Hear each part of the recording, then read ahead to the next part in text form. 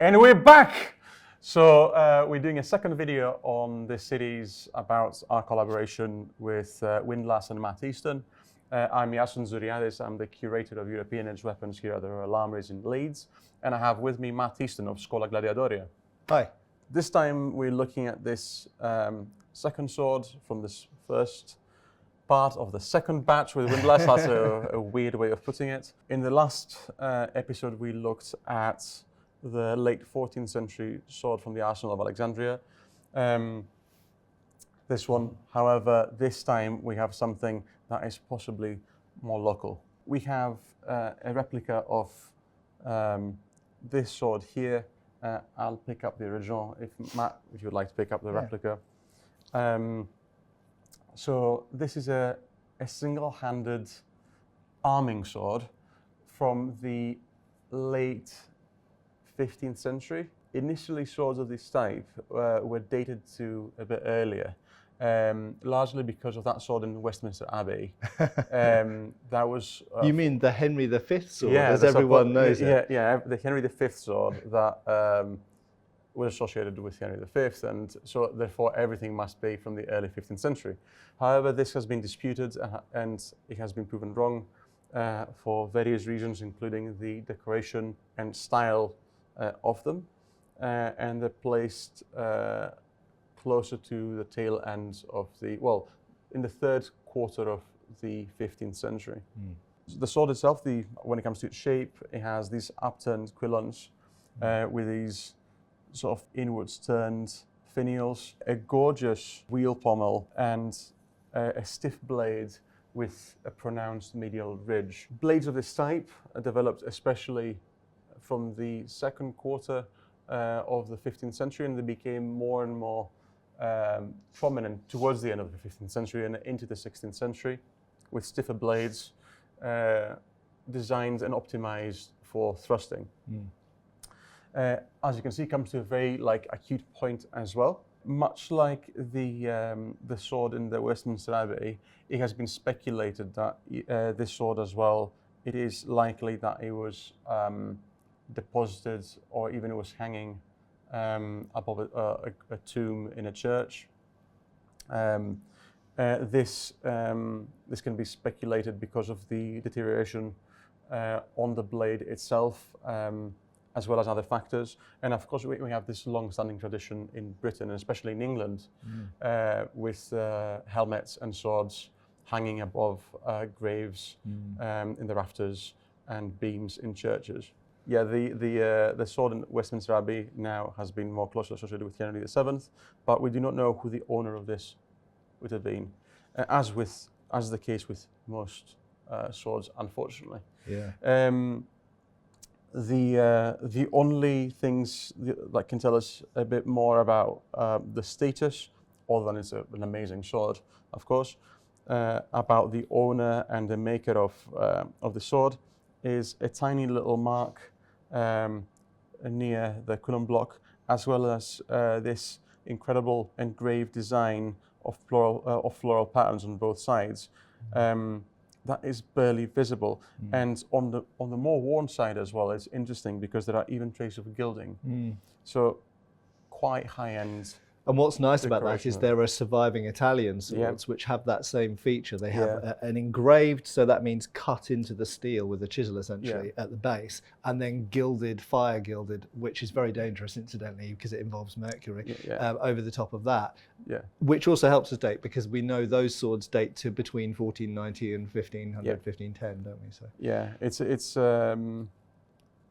a gorgeous piece. When we shoot some details later, you'll see that there's even some small incised details here, which we replicated on the modern copy as well. The reason I find this a bit weird is because as a shape with a flattened quillons, it echoes designs of swords from at least 100 and 150 years before that. And we do see this with many forms of edge weapons, where makers and fashion in general just keeps revisiting certain motifs. Sometimes deliberately, perhaps, because they're trying to allude to some past historical... there's always a fascination with the past and so on. And sometimes people just reach the same conclusions because things work So they wanted to do something different. Yeah. The same thing with the pommel, really, as well, in the case of this. So this looks very similar to what you would get much earlier, but there are slight changes to it. Yeah.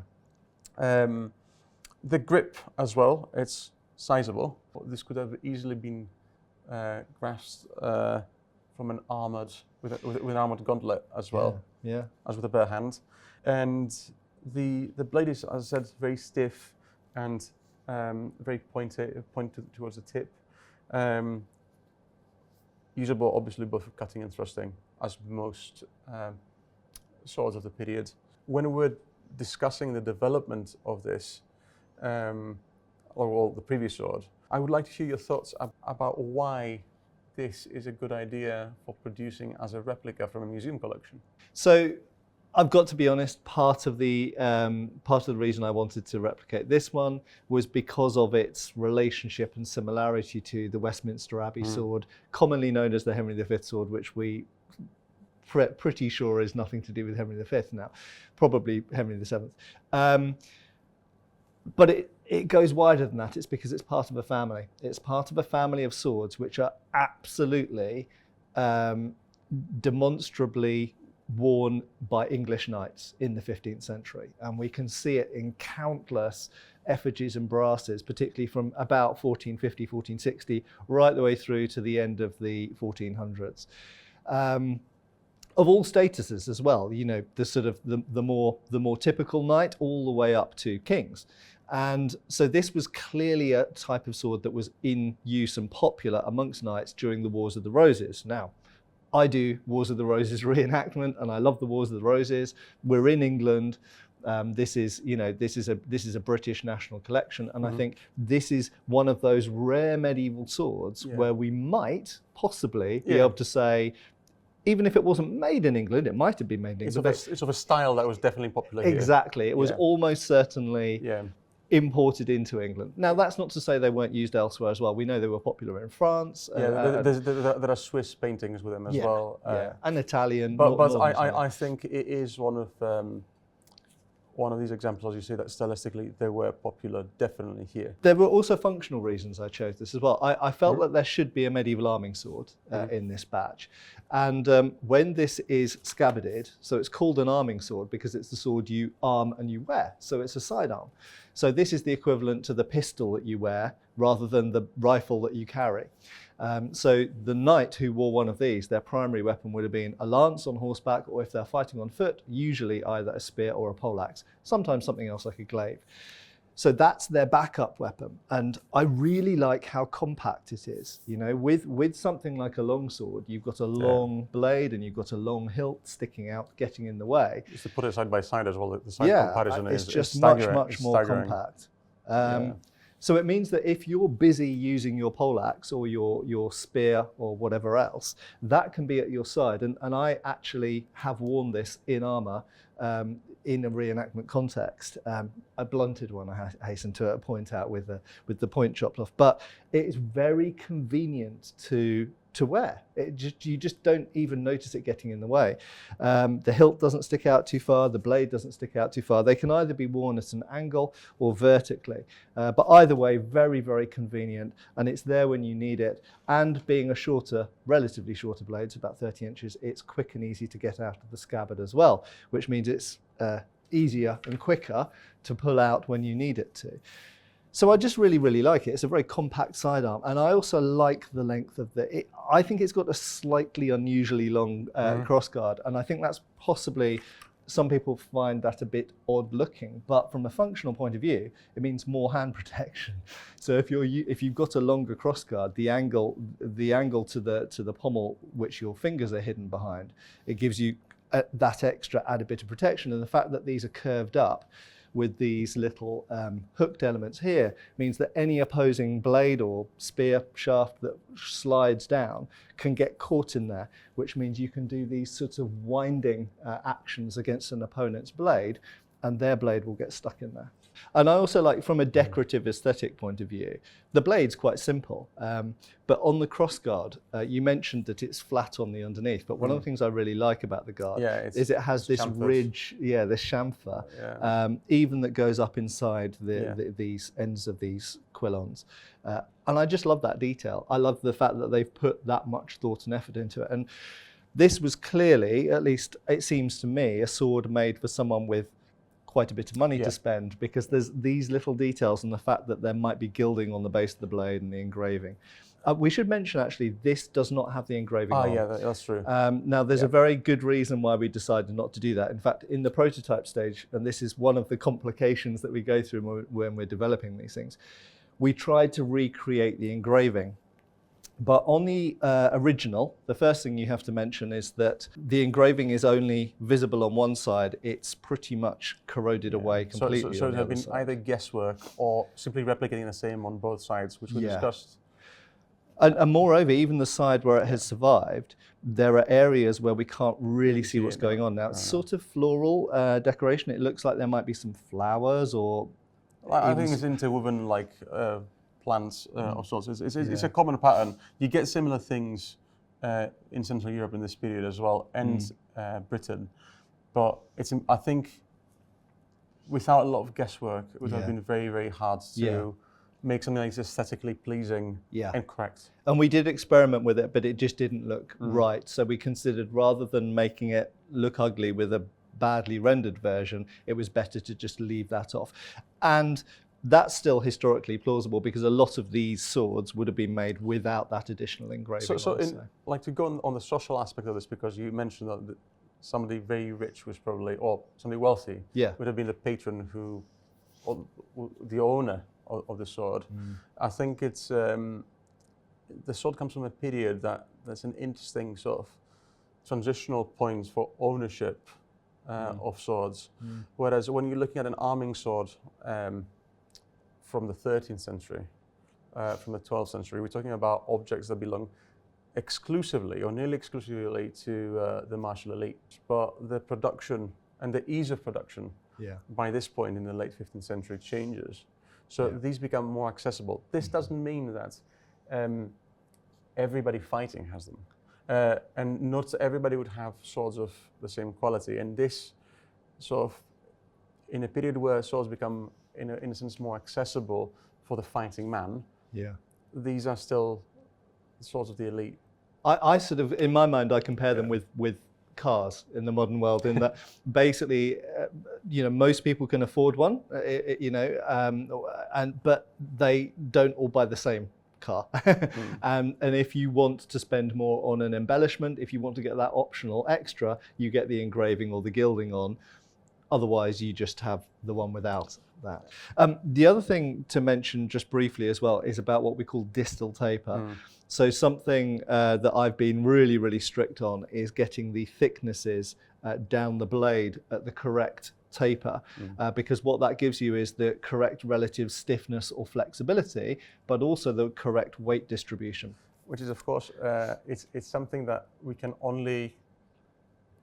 cannot check the stiffness of a blade in the same way you're not supposed to. But yes, whereas this one, we can do that to it, and we can see that this is sprung steel, which we're not going to do that with a 15th century sword. But it's interesting, because when these blades are correctly tapered, they only noticeably flex in the second half of the blade.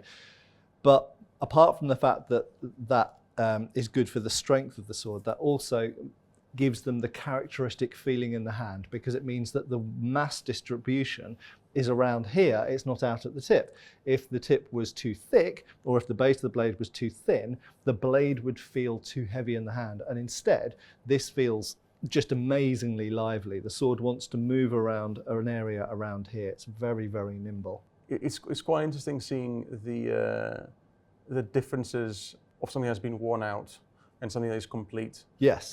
And how the modern object sort of conforms to the same shapes and functions as we expected the original to. And I've been studying arms and armour for a few decades now, but something which I find when I talk to normal people, average members of the public, is that they sometimes find it hard to visualize a sword like that when it was new.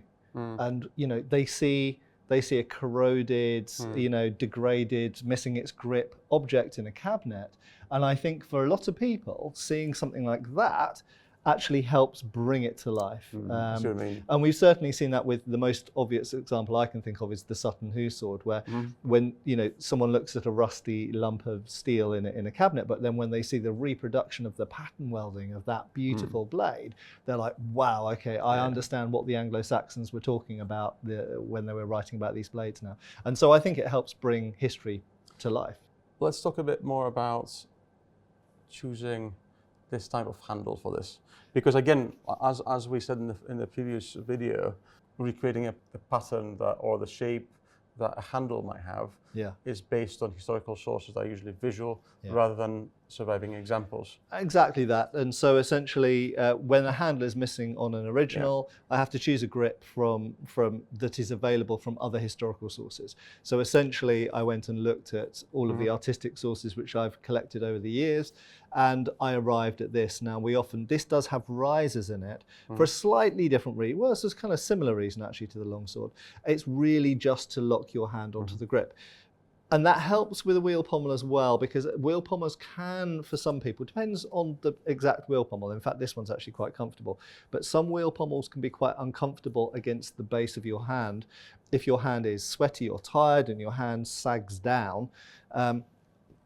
In contrast to that, sometimes wheel pommels can help with edge alignment, as we saw with the longsword, and that is actually the case here. And I actually find that with my little finger locked in against the side of that wheel pommel, that actually is really, really comfortable.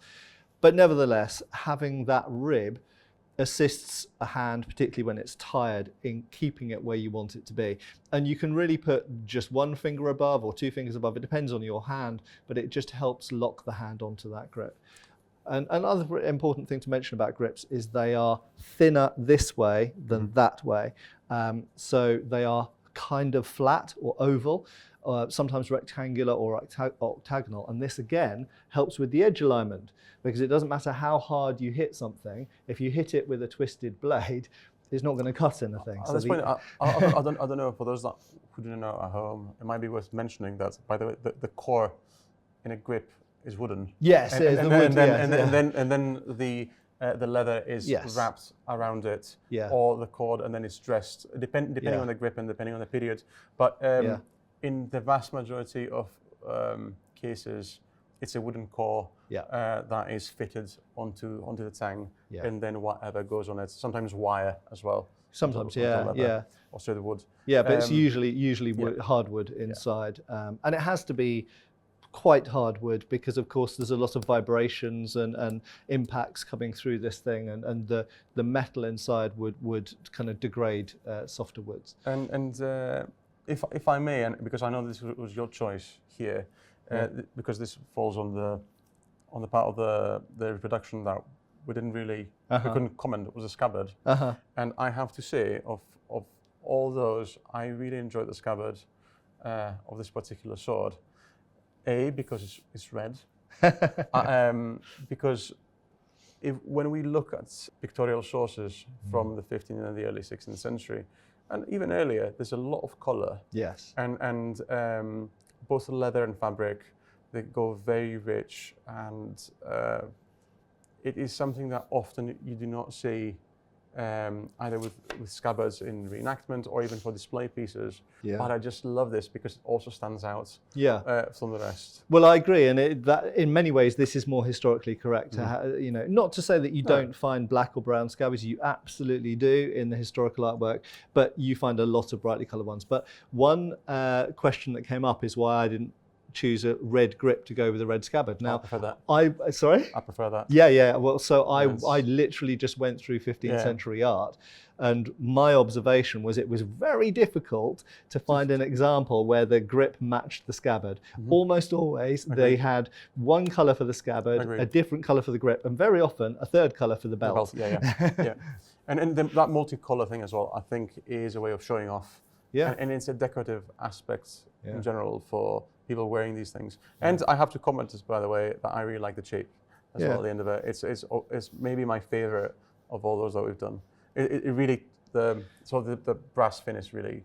Yeah, this is a very pointy, acute sword as well. Yeah. So it was important to have quite a deep shape, because in sort of wear and tear, if someone were wearing this around riding, and you know, the end of the scabbard would get bashed and hit. So that is there to protect the end of the sword really from breaking through the end of the scabbard.